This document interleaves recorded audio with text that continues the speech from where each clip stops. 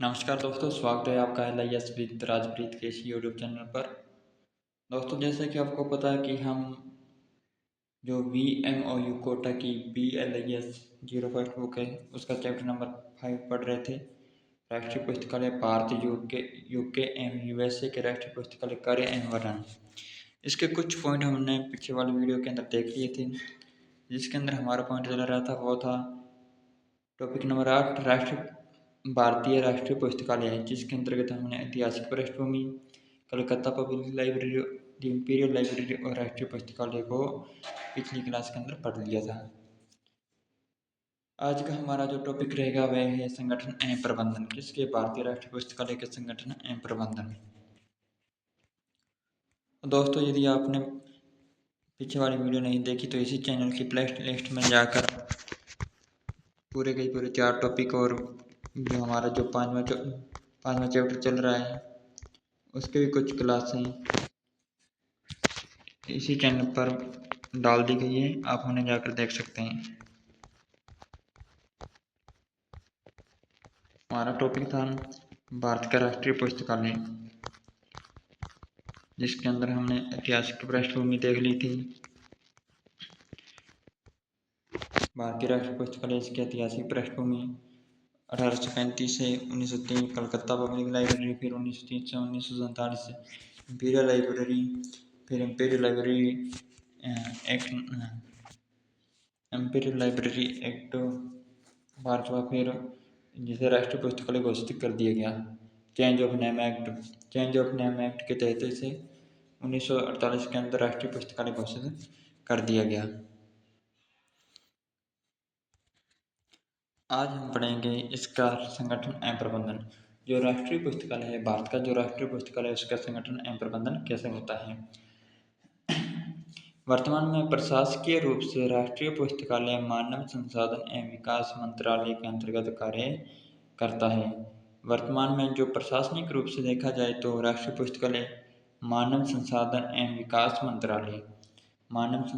विकास मंत्रालय के अंतर्गत कार्य करता है। निदेशक राष्ट्रीय पुस्तकालय का प्रमुख होता है। राष्ट्रीय पुस्तकालय का यदि प्रमुख पूछा जाए तो निदेशक राष्ट्रीय पुस्तकालय प्रमुख होता है। निदेशक की सहायता के लिए 2 पुस्तकालय अध्यक्ष होते हैं। राष्ट्रीय पुस्तकालय का प्रमुख पूछा जाए तो निदेशक, और निदेशक की सहायता करने के लिए 2 पुस्तकालय अध्यक्ष होते हैं। तकनीकी एवं प्रशासनिक कार्यों के लिए उप पुस्तकालय अध्यक्ष। तकनीकी और जो प्रशासनिक कार्य हैं उनके लिए तो उप पुस्तकालय अध्यक्ष, और जो सहायक पुस्तकालय अध्यक्ष तकनीकी एवं व्यावसायिक सहायकों का एक दल होता है। इसके अतिरिक्त 2 प्रशासनिक अधिकारी भी होते हैं। एक तो निदेशक, जो कि राष्ट्रीय पुस्तकालय प्रमुख होता है, और उसकी सहायता के लिए 2 पुस्तकालय अध्यक्ष होते हैं। और तकनीकी एवं प्रशासनिक कार्य के लिए तो उप पुस्तकालय अध्यक्ष, सहायक पुस्तकालय अध्यक्ष, और तकनीकी एवं सहायक सहायकों का क्या एक दल होता है। इसके अतिरिक्त भी 2 प्रशासनिक अधिकारी भी होते हैं, जो प्रशासनिक मामलों में निदेशक की सहायता करते हैं। राष्ट्रीय पुस्तकालय को कार्य के आधार संगठित किया गया है। मुख्य रूप से पुस्तकालय में 2 विभाग हैं। राष्ट्रीय पुस्तकालय के अंदर कितने विभाग हैं? 2 विभाग। एक तो है तकनीकी या व्यावसायिक। पहला कौन सा है? तकनीकी और व्यावसायिक। और दूसरा है प्रशासनिक। दूसरा कौन सा है? प्रशासनिक। कितने विभाग हैं? 2। कौन कौन से? तकनीकी या व्यावसायिक, और दूसरा प्रशासनिक। जो तकनीकी विभाग है, जो तकनीकी या व्यावसायिक है, वहाँ पर सहायकों का एक दल होता है। और जो दूसरा प्रशासनिक विभाग है, उसके अंतर्गत एक उप पुस्तकालय अध्यक्ष और सहायक पुस्तकालय अध्यक्ष होते हैं। तकनीकी व्यावसायिक विभाग में पुस्तक चयन, क्रय, प्रस्तुतिकरण और पाठक सेवा, पुस्तक संरक्षण, पुनरावृत्ति, प्रयोगशाला संबंधी आदि कार्य संपन्न होते हैं। अब जो राष्ट्रीय पुस्तकालय के अंदर 2 विभाग थे, एक तो तकनीकी और दूसरा था प्रशासनिक। जो तकनीकी एवं व्यावसायिक है ना, उसके अंतर्गत कौन कौन से कार्य होते हैं? पुस्तकों का चयन करना, कार्य है तकनीकी या व्यावसायिक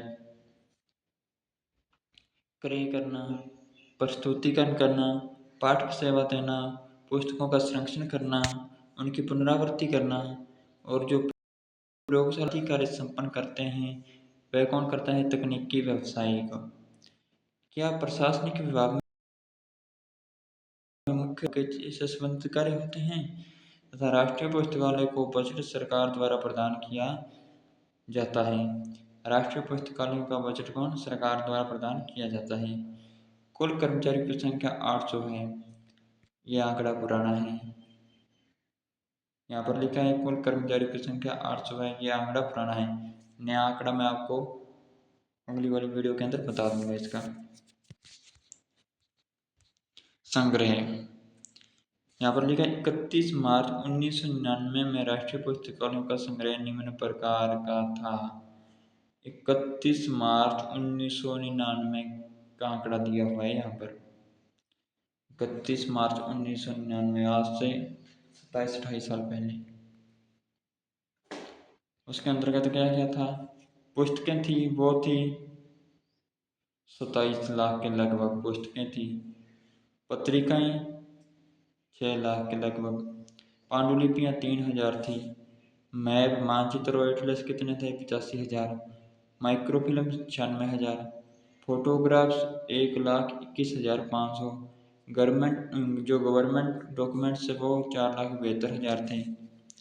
और कुल कितने हुए? 40,77,500। कुल संग्रह कितना था? 31 मार्च 1999 के अंदर जो भारत का राष्ट्रीय पुस्तकालय है उसके अंदर कुल संग्रह था 40,75,500। ये 8 जो हैं जिसके अंदर पुस्तकें, पत्र पत्रिकाएं, पांडुलिपियां, मानचित्र, atlas, microfilm, photographs, government document, इन सभी का आंकड़ा था 40,77,500। कब था? 31 मार्च 1999 के अंदर। पुस्तकालय संकलन के निम्न स्रोत हैं। पुस्तक अवापति अधिनियम के अंतर्गत देश में प्रकाशित साहित्य प्राप्त है क्रय द्वारा, दान स्वरूप और विनिमय द्वारा।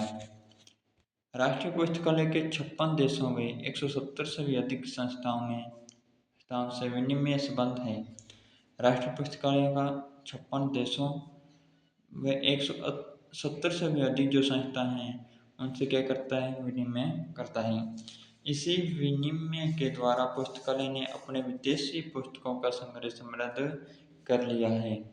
इसके संग्रह को समृद्ध बनाने में निम्न महान व्यक्तियों के व्यक्तिगत संग्रह का स्थान भी महत्वपूर्ण है। अर्थात जो राष्ट्रीय पुस्तकालय है वो 56 देशों 170 से अधिक संस्थाओं से विनिमय करता है और इसी विनिमय के द्वारा जो पुस्तकालय ने विदेशी पुस्तकों का संग्रह इसी विनिमय के द्वारा समृद्ध किया है। और इसके संग्रह को जो समृद्ध बनाने वाले महान व्यक्ति हैं उनका जो व्यक्तिगत संग्रह है उनका भी स्थान महत्वपूर्ण है। जैसे आशुतोष मुखोपाध्याय का संग्रह, बूटार के अरबी तथा फारसी पांडुलिपि संग्रह, जे.एन. सरकार के इतिहास की पुस्तकों का संग्रह भी है। द्रविड़ भाषाओं के बाला मायूरी में पांडुलिपियां संग्रह भी है। सुरेंद्र नाथ सेन की पुस्तकों का संग्रह भी है। थिवटी संस्थान का पुस्तक संग्रह है। रामदास सेन का मंगला संग्रह है। सर तेज बहादुर सप्रू के पत्र व्यवहार का संग्रह जो भारतीय स्वतंत्रता आंदोलन पर प्रकाश डालता है। यह सभी संग्रह भी नेशनल लाइब्रेरी ऑफ इंडिया जो भारत का राष्ट्रीय पुस्तकालय वहाँ पर है। फिर नेक्स्ट है पुस्तक प्रस्तुतिकरण। पुस्तक प्रस्तुतिकरण AACR2। AACR क्या है? एक कैटलॉग कार्ड की एक विधि है। कैटलॉग कार्ड की एक विधि है AACR। एक है CCC जिसे कहते हैं क्लासिफाइड कैटलॉग कोड। यह AACR2 Anglo American cataloguing rules second. इसकी चर्चा हम AACR को हम जो BLIS 02 बुक है उसके अंतर्गत पढ़ेंगे। AACR2 के अनुसार पाठ्य सामग्री का सूचीकरण तथा वर्गीकरण ड्यूई दशनाव के अनुसार किया जाता है। अर्थात जो भारत का राष्ट्रीय पुस्तकालय है उसके अंदर जो पुस्तकों का वर्गीकरण और सूचीकरण है, वर्गीकरण किया जाता है डीडीसी से और सूचीकरण किया जाता है AACR2 से।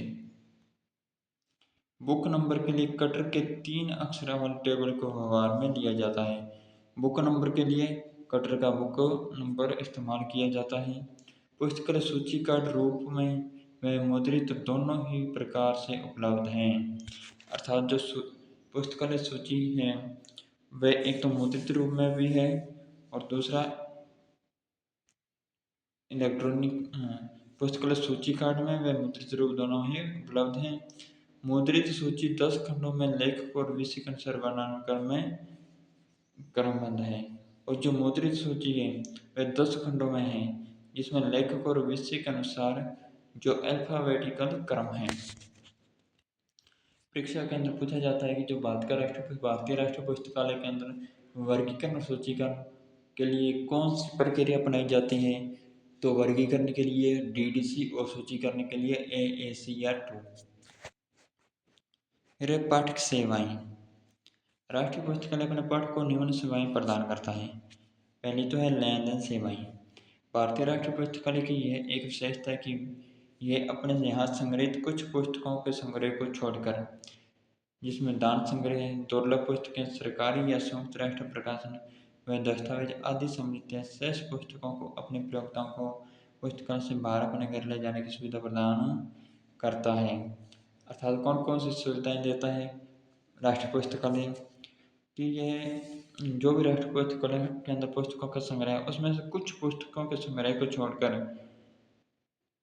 जिसमें दान संग्रह हो, दुर्लभ पुस्तकें हो, सरकारी या संयुक्त राष्ट्र प्रकाशन में दस्तावेज सम्मिलित हो, उनको छोड़कर शेष पुस्तकें हैं उनको जो पाठक हैं उनको पुस्तकालय से बाहर अपने घर ले जाने की सुविधा प्रदान करता है। तो क्वेश्चन ये भी बन सकता है कि भारत का राष्ट्रीय पुस्तकालय किन किन पुस्तकों का संग्रह तो करता है लेकिन उन पुस्तकों को पाठकों को घर ले जाने के लिए सुविधा प्रदान नहीं करता। तो उसके अंतर्गत दान की गई पुस्तकें हैं, दुर्लभ पुस्तकें हैं, सरकारी या संयुक्त राष्ट्र प्रकाशन की पुस्तकें हैं, इनकी सुविधा भारतीय राष्ट्रीय पुस्तकालय पाठकों को घर पर ले जाने की सुविधा प्रदान नहीं करता है। किसी देश के राष्ट्रीय पुस्तकालय में यह सेवा उपलब्ध नहीं है। अंततः पुस्तकालय ऋण इंटरलाइब्रेरी लोन की सुविधा सदस्यों व संस्थाओं को उपलब्ध है। इंटरलाइब्रेरी लोन अंततः पुस्तकालय ऋण की सुविधा सदस्यों व संस्थाओं को उपलब्ध है। इसके द्वारा अन्य पुस्तकालयों को भी सहयोग मिलता है और उनसे प्राप्त भी किया जा सकता है। पाठ की सेवाएं के अंदर पहली लेन देन सेवाएं, दूसरा है वाचनालय। राष्ट्रीय पुस्तकालय में एक मुख्य वाचनालय है जिसमें एक साथ 320 पाठकों के बैठने की क्षमता है। वाचनालय जहाँ पर पाठक बैठकर पढ़ सकते हैं। तो राष्ट्रीय पुस्तकालय में एक मुख्य वाचनालय है जिसमें एक साथ कितने 320 स्टूडेंट बैठ सकते हैं। मुख्य वाचनालय के अतिरिक्त 10 कक्ष और भी हैं। मुख्य वाचनालय के अतिरिक्त है वो 10 कक्ष हैं जहाँ विषय विशेष से संबंधित साहित्य संग्रहित है। वाड़िका में सूची एवं संदर्भ सेवा। राष्ट्रीय पुस्तकालय ने 1951 में वाड़िका में सूची विभाग का आरंभ किया। वाड़िका में सूची विभाग का आरंभ किसने किया, तो भारत के राष्ट्रीय पुस्तकालय ने। कब किया, 1951 में। भारत के राष्ट्रीय पुस्तकालय ने 1951 में कौन से विभाग का आरंभ किया, तो वाड़िका में सूची विभाग का। इस विभाग का उद्देश्य पुस्तकालय एवं सूचना सेवा के सक्रिय एजेंट के रूप में कार्य करना है, जिससे कि सूचना एवं ज्ञान का प्रसार एक प्रभावी ढंग से संगठित रूप में हो सके। यह विभाग शोधकर्ता, लेखकों आदि को उनकी आवश्यकता अनुसार मांग पर किसी भी विशिष्ट विषय के पर उपलब्ध साहित्य की सूची निःशुल्क उपलब्ध करा देती है।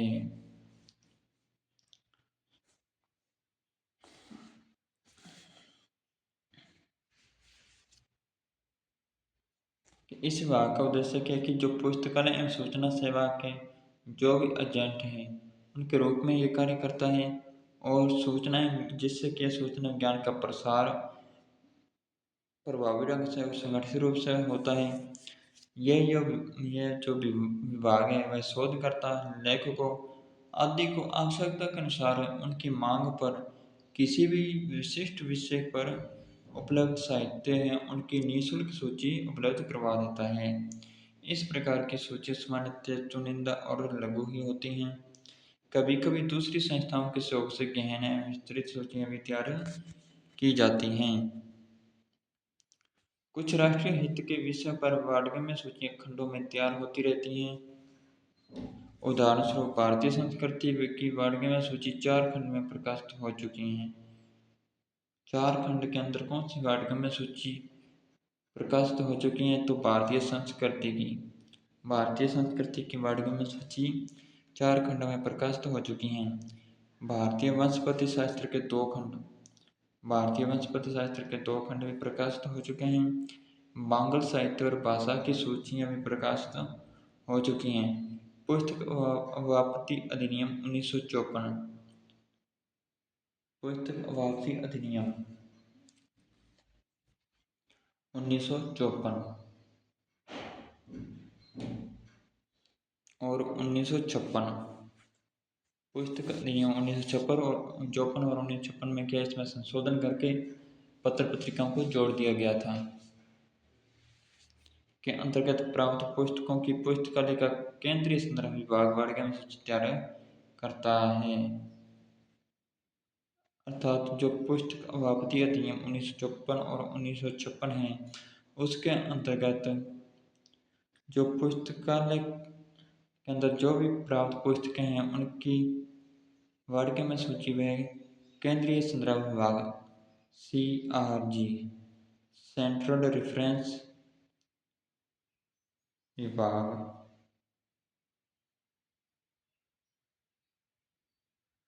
इसकी क्या वार्ड में सूची तैयार करता है।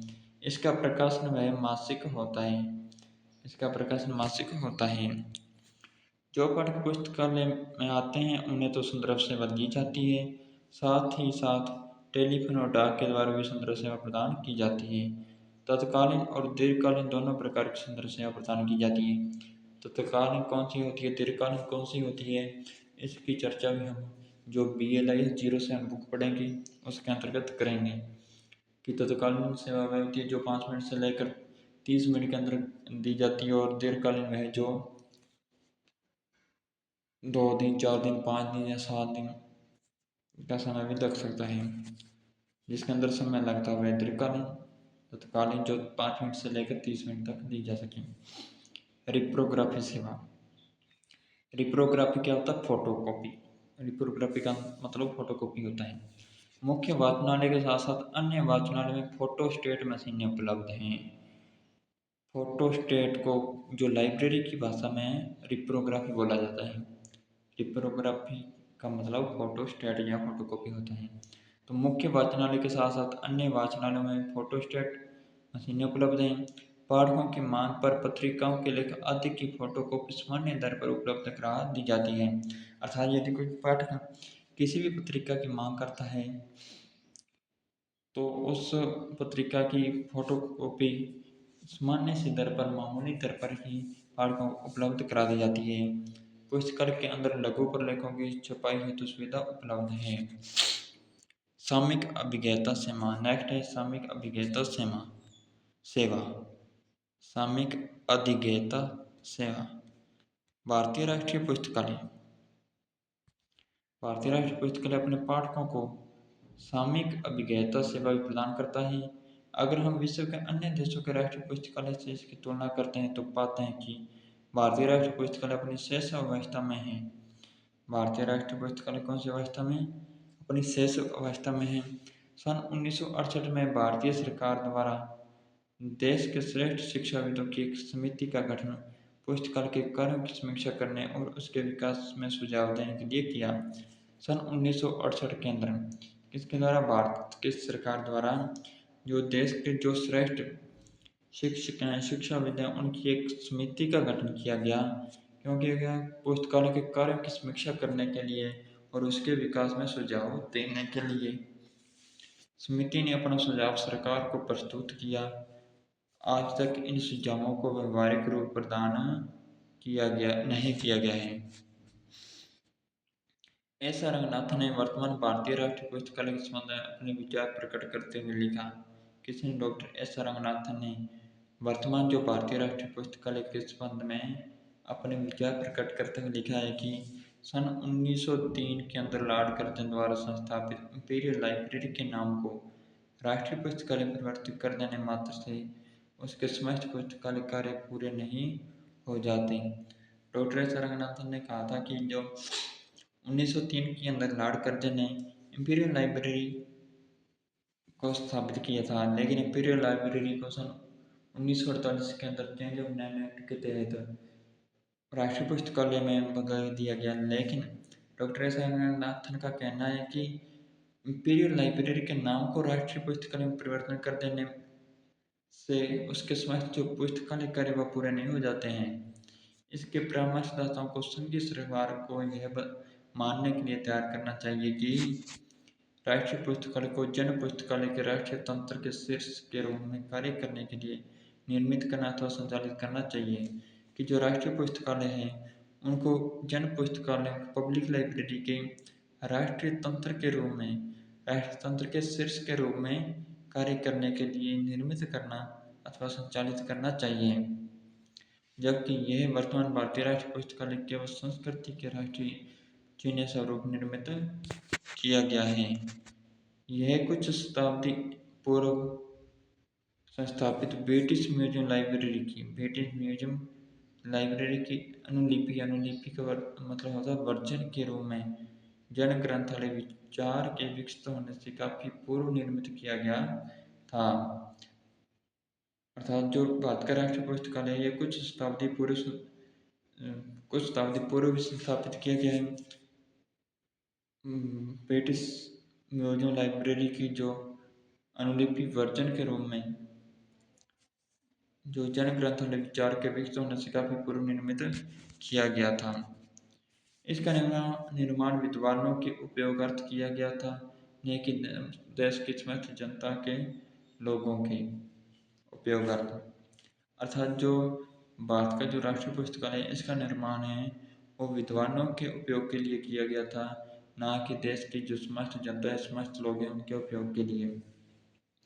इसका विकास कभी भी इस आधार पर नहीं हुआ जो आज के प्रसंग में इसको होना चाहिए। अर्थात डॉक्टर एस आर रंगनाथन ने कहा था कि इसका विकास कभी भी इस आधार पर नहीं हुआ है जो आज के प्रसंग में होना चाहिए था।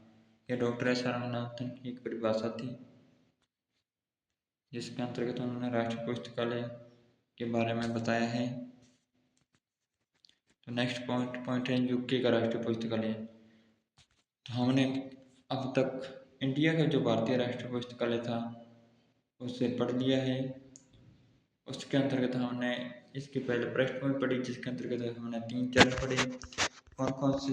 पहला कलकत्ता पब्लिक लाइब्रेरी पढ़ा 1835 से 1903, फिर इंपीरियल लाइब्रेरी पढ़ा 1903 से 1947, फिर जो भारतीय राष्ट्रीय पुस्तकालय बना दिया गया 1948 के अंदर वो पढ़ा, फिर हमने इसका संग्रह देखा, संगठन एवं प्रबंध देखा, फिर राष्ट्रीय पुस्तकालय की जो पाठ संग्रह था वो देखा जो 31 मार्च 1999 का डेटा था, जिसके अंतर्गत हमने देखा कि इसके अंदर कुल 40,77,500 पुस्तकें थी, ना कि सिर्फ पुस्तकें बल्कि पत्रिकाएं, पांडुलिपियां, map, microfilm, photograph, government document थे। फिर हमने देखा कि इसके अलावा भी जो व्यक्तिगत संग्रह है वे भी इसके अंतर्गत हैं, जिसके अंतर्गत हमने इन सभी को देखा। आशुतोष, द्रविड़ बसैन, सुरेंद्रनाथ सेन, रामदास, सर तेज बहादुर के संग्रह भी वहाँ पर स्थित हैं। फिर हमने देखा कि इसका पुस्तक प्रस्तुतिकरण कैसे किया जाता है, तो उसमें देखा कि हमने ये वर्गीकरण के लिए DDC का प्रयोग करती है और कैटलॉग के लिए WSC आर्टवर्क का प्रयोग किया जाता है। इसमें कटर का जो कार्ड फॉर्मूला है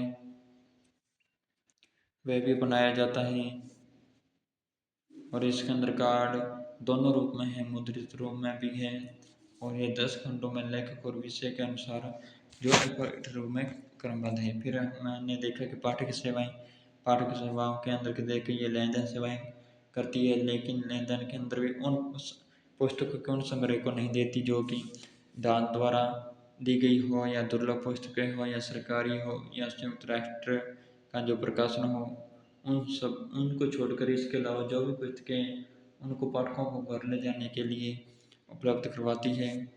इसके अलावा ये इंटर लाइब्रेरी लोन की सुविधा भी उपलब्ध करवाती है। इसके अंदर फिर हमने वाचनालय देखा कि इसके अंदर तो 230 पाठकों को बैठने के लिए एक मुख्य वाचनालय है। इसके अलावा 10 कक्ष और भी हैं। फिर वार्ड में सूची एवं संदर्भ सेवा देखी, जिसके अंतर्गत सर्वप्रथम 1951 में जो वार्ड में सूची है उसका आरंभ किया था। फिर आगे हमने इसकी रिप्रोग्राफी सेवा, रिप्रोग्राफी अर्थात जो फोटोकॉपी की सेवा वह भी उपलब्ध करवाती है। जो सामयिक अभिज्ञता सेवा वह भी उपलब्ध करवाती है। इसके बाद में हमने डॉक्टर एस रंगनाथन की एक परिभाषा देखी थी। इसके आगे कुछ पॉइंट देखे थे जो डॉक्टर एस रंगनाथन ने अपनी परिभाषा में बताए थे। तो ये थी हमारी आज की क्लास। कल वाली क्लास हमारी रहेगी जो यूके का राष्ट्रीय पुस्तकालय है। भारत का राष्ट्रीय पुस्तकालय टॉपिक कंप्लीट हो चुका है। कल वाली क्लास के अंदर हम शुरू करेंगे यूके का राष्ट्रीय पुस्तकालय। तो आज की ये क्लास आपको कैसी लगी कमेंट करके ज़रूर बताएं। क्लास अच्छी लगी तो वीडियो को लाइक करें, चैनल को पहली बार देख रहे हो तो चैनल को सब्सक्राइब करें। मिलते हैं कल वाली क्लास के अंदर, तब तक के लिए धन्यवाद।